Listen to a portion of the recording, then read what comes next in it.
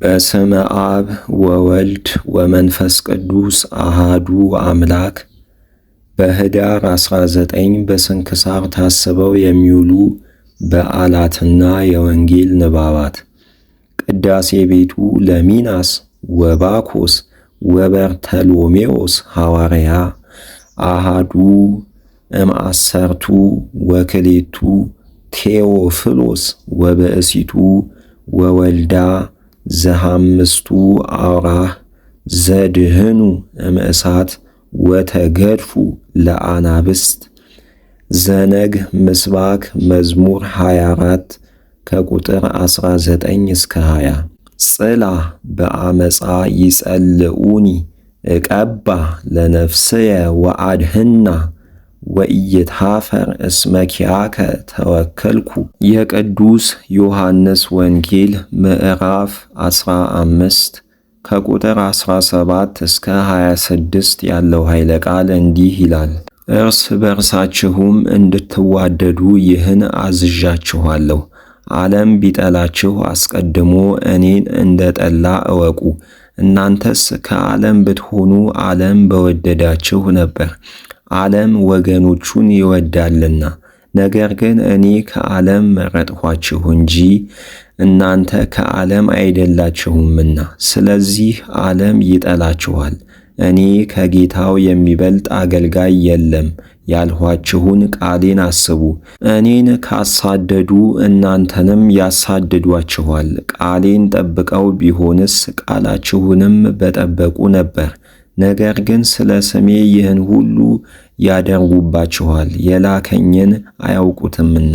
ባልመጣሁና ባልነገርኳቸውስ ኖሮ ኃጢአት ባልሆነባቸውም ነበር። አሁን ግን ለኃጢአታቸው ምክንያት የላቸውም። እኔን የሚጠላ አባቴን ይጠላል። ሌላ ያልሰራውን ሥራ በመካከላቸው ባልሰራ ኖሮ ኃጢአት ባልሆነባቸውም ነበር።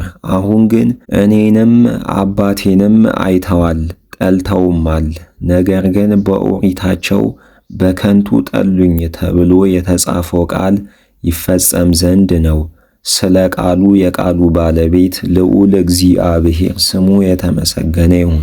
የመጀመሪያው የሐዋርያው የቅዱስ ጳውሎስ መልእክት ወደ ቆሮንቶስ ሰዎች ምዕራፍ 12 ከቁጥር 28 እስከ ፍጻሜ ያለው ኃይለ ቃል እንዲህ ይላል። እግዚአብሔር ለቤተ ክርስቲያን የሾማቸው አስቀድሞ ሐዋርያትን፣ ሁለተኛም ነቢያትን፣ ሦስተኛም መምህራንን፣ ከዚህም በኋላ ተአምራትና ኃይል ማድረግ የተሰጣቸውን፣ ቀጥሎም የመፈወስ ሀብት የተሰጣቸውን፣ የመርዳትም ሀብት የተሰጣቸውን፣ የመምራትና ቋንቋን የመናገር ሀብት የተሰጣቸውን ነው። በውኑ ሁሉ ሐዋርያትን ይሆናሉን? ሁሉስ ነቢያትን ይሆናሉን? ሁሉስ መምህራንን ይሆናሉን? ለሁሉስ ተአምራትን የማድረግ ኃይል ይሰጣልን? ለሁሉስ የመፈወስ ሀብት ይሰጣልን? ሁሉስ በቋንቋ ይናገራሉን? ሁሉስ ይተረጉማሉን? ነገር ግን ለምትበልጠው ጸጋ ቅኑ፣ ደግሞም የምትሻለውን መንገድ አስተምራችኋለሁ። ስለ ቃሉ የቃሉ ባለቤት ልዑል እግዚአብሔር ስሙ የተመሰገነ ይሁን። የቅዱስ ይሁዳ መልእክት ምዕራፍ 1 ከቁጥር 20 እስከ ፍጻሜ ያለው ኃይለ ቃል እንዲህ ይላል።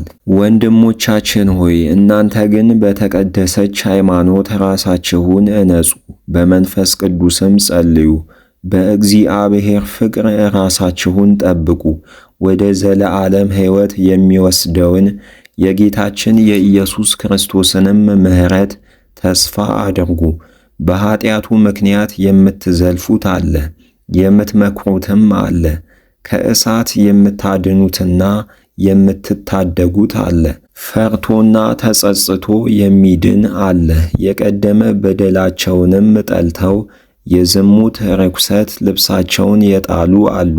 ሳትሰናከሉም እንዲጠብቃችሁ በክብሩም ፊት በደስታ ነውር የሌለባችሁ አድርጎ እንዲያቆማችሁ ለሚችለው ብቻውን ለሆነ መድኃኒታችን እግዚአብሔር ከዘመን ሁሉ በፊት አሁንም እስከ ዘለዓለም ድረስ በጌታችን በመድኃኒታችን በኢየሱስ ክርስቶስ ክብርና ግርማ ኃይልም ሥልጣንም ይሁን፣ አሜን።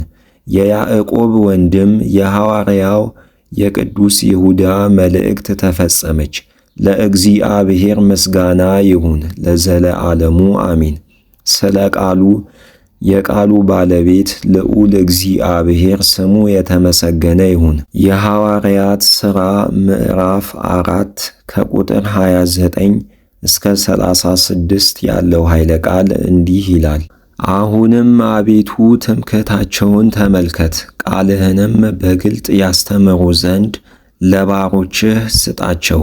በቅዱሱ ልጅህም በኢየሱስ ክርስቶስ ስም ሕሙማንን ትፈውስ ዘንድ ተአምራትንና ድንቅ ሥራንም ታደርግ ዘንድ እጅህን ዘርጋ። ሲጸልዩም በአንድነት ተሰብስበው የነበሩበት ቦታ ተናወጠ። በሁሉም ላይ መንፈስ ቅዱስ መላባቸውና የእግዚአብሔርን ቃል በግልጥ አስተማሩ። ያመኑትም ሁሉ አንድ ልብና አንዲት ነፍስ ሆነው ይኖሩ ነበር። በውስጣቸውም የሁሉ ገንዘብ በአንድነት ነበር እንጂ ይህ የእኔ ገንዘብ ነው የሚል አልነበረም። ሐዋርያትም የጌታችን ኢየሱስ ክርስቶስን ትንሣኤ በታላቅ ኃይል ይመሰክሩ ነበር። በሕዝቡም ዘንድ ታላቅ ጸጋ ነበራቸው። ከእነርሱም አንድ ስንኳ ችግረኛ አልነበረም። ቤትና መሬት ያላቸውም ሁሉ እየሸጡ ገንዘቡን ያመጡ ነበር። አምጥተውም በሐዋርያት እግር አጠገብ ያኖሩት ነበር። እነርሱም ለእያንዳንዱ እንደ ፍላጎቱ ይከፍሉት ነበር። ስለ ቃሉ የቃሉ ባለቤት ልዑል እግዚአብሔር ስሙ የተመሰገነ ይሁን። ምስባክ መዝሙር 18 ከቁጥር 7 እስከ 8 ሕጉ ለእግዚአብሔር ንጹሕ ወይመይጣ ለነፍስ ስምዑ ለእግዚአብሔር እሙን ወያጠብብ ሕፃናተ ኩነኔሁ ለእግዚአብሔር ርቱ ወያስተፌስህ ልበ። የቅዱስ ማቴዎስ ወንጌል ምዕራፍ 10 ከቁጥር 1 እስከ 16 ያለው ኃይለ ቃል እንዲህ ይላል። 12ቱን ደቀ መዛሙርቱን ጠርቶ ያወጧቸው ዘንድ ደዌንና ሕማምን ሁሉ ይፈውሱ ዘንድ በርኩሳን መናፍስት ላይ ሥልጣንን ሰጣቸው። የ12ቱ ሐዋርያትም ስማቸው እንዲህ ነው። መጀመሪያው ጴጥሮስ የተባለ ስምዖን፣ ወንድሙም እንድርያስም፣ የዘብዴዎስ ልጅ ያዕቆብም፣ ወንድሙም ዮሐንስ፣ ፊልጶስም፣ በርተሎሜዎስም፣ ቶማስም፣ ቀራጩ ማቴዎስም፣ የእልፌዎስ ልጅ ያዕቆብም፣ ታዴዎስ የተባለ ልብድዮስም፣ ቀነናዊው ስምዖን፣ አሳልፎ የሰጠው የአስቆሮቱ ሰው ይሁዳም። ጌታችን ኢየሱስ እነዚህን 12ቱን ሐዋርያት ላካቸው፣ እንዲህም ብሎ አዘዛቸው። በአሕዛብ መንገድ አትሂዱ፣ ወደ ሳምራውያን ከተማም አትግቡ። ነገር ግን ከእስራኤል ወገን ወደ ጠፉ በጎች ሂዱ። ሄዳችሁም መንግሥተ ሰማያት ቀርባለች እያላችሁ አስተምሩ። ድውያንንም ፈውሱ፣ ሙታንንም አንጹ፣ ለምጻሞችንም አንጹ፣ አጋንንትንም አውጡ። ያለ ዋጋ የተቀበላችሁትን ያለ ዋጋ ስጡ።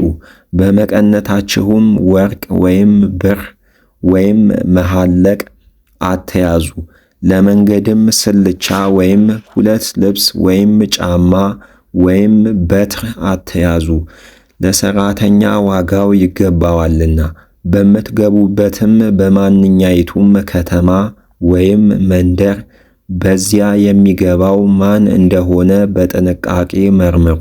እስክትወጡም ድረስ በዚያ ተቀመጡ። ወደ ቤትም በገባችሁ ጊዜ ሰላምታ ስጧቸው። ለዚያ ቤት የሚገባው ቢሆን ሰላምታችሁ ይደርበት፣ የማይገባው ቢሆን ግን ሰላማችሁ ወደ እናንተ ይመለስ። ከማይቀበላችሁ ቃላችሁንም ከማይሰማችሁ ግን ከዚያች ቤት ወይም ከዚያች ከተማ ወጥታችሁ የእግራችሁን ትቢያ አራግፉ። ከዚያች አገር ይልቅ በፍርድ ቀን ሰዶምና ገሞራ ዕረፍት እንደሚያገኙ በእውነት እነግራችኋለሁ። ስለ ቃሉ የቃሉ ባለቤት ልዑል እግዚአብሔር ስሙ የተመሰገነ ይሁን።